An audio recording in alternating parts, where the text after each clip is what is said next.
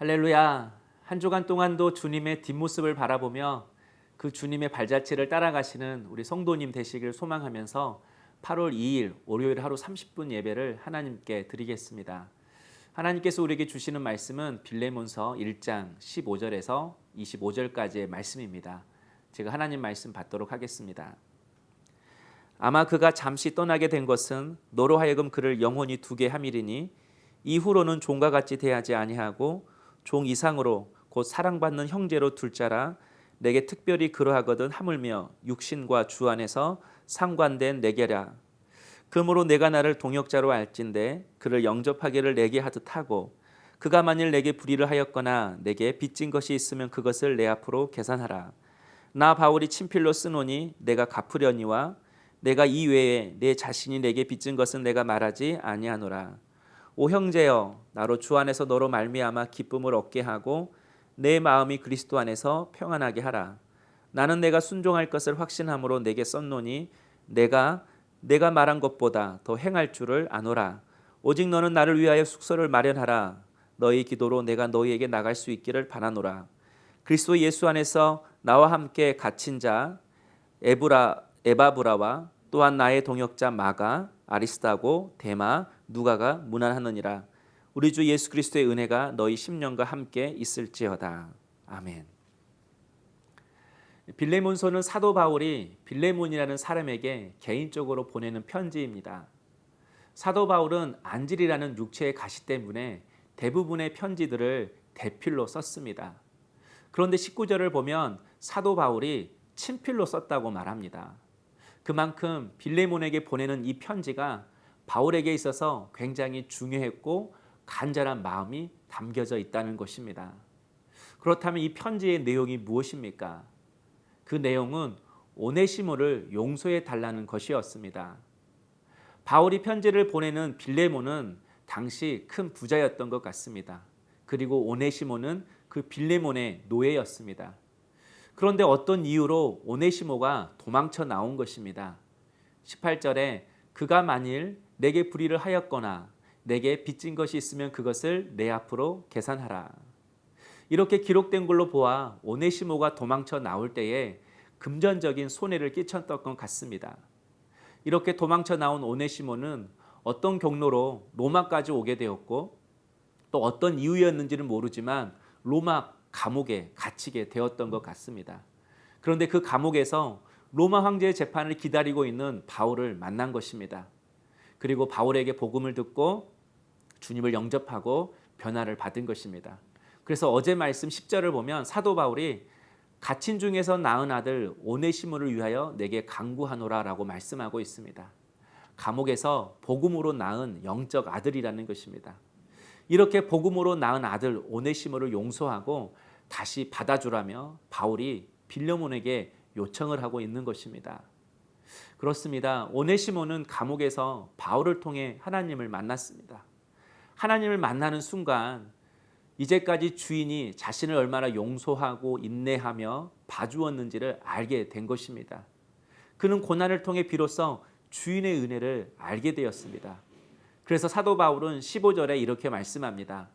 아마 그가 잠시 떠나게 된 것은 너로 하여금 그를 영원히 두게 함이리니. 오네시모가 도망갔을 때에는 당황되고 배신감이 들고 손해도 입었겠지만 다 이것이 오네시모를 변화시켜 내 곁에 영원히 두려고 하신 하나님의 섭리였다고 바울이 말하는 것입니다. 당시에는 그 상황을 이해 못했지만 그의 도망을 통해 하나님은 바울을 만나게 하시고 복음으로 훈련시켜서 다시 하나님의 사역자로 세워 내 곁에 두기 위함이라는 것입니다. 하나님은 이런 고난을 그에게 허락하셨고 그 고난을 통해 하나님께서 오네시모를 변화시킨 것입니다. 하나님의 손이 그리고 하나님이 함께 하시는 그런 유익한 사람으로 오네시모를 변화시켜 주신 것입니다. 그래서 빌레몬서를 보면 이 편지를 오네시모 자신이 직접 들고 빌레몬을 찾아갑니다.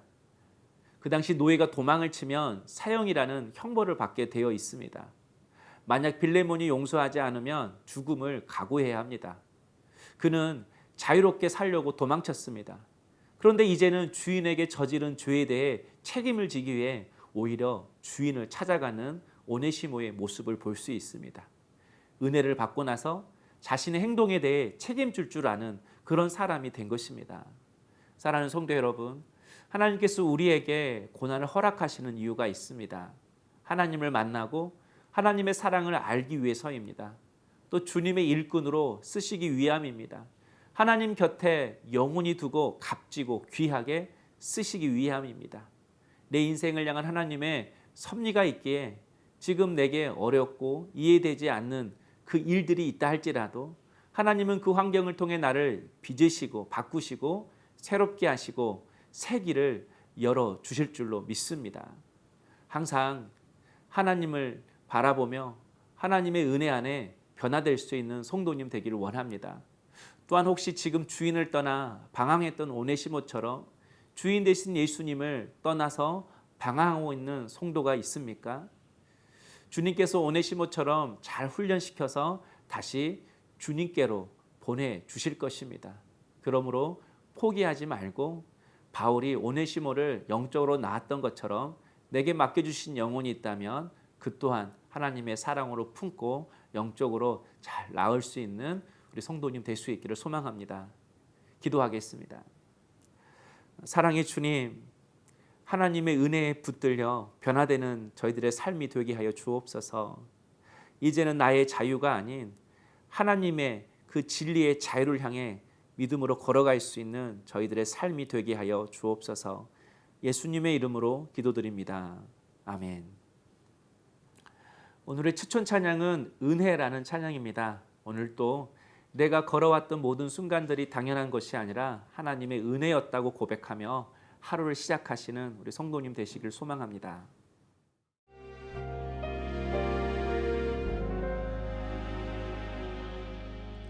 내가 누려왔던 모든 것들이 내가 지나왔던 모든 시간이 내가 걸어왔던 모든 순간이 당연한 것 아니라 은혜였소. 아침 해가 뜨고 저녁에 노을 봄의 꽃향기와 가을의 열매 변하는 계절의 모든 순간이 당연한 것 아니라 은혜였소. 모든 것이 은혜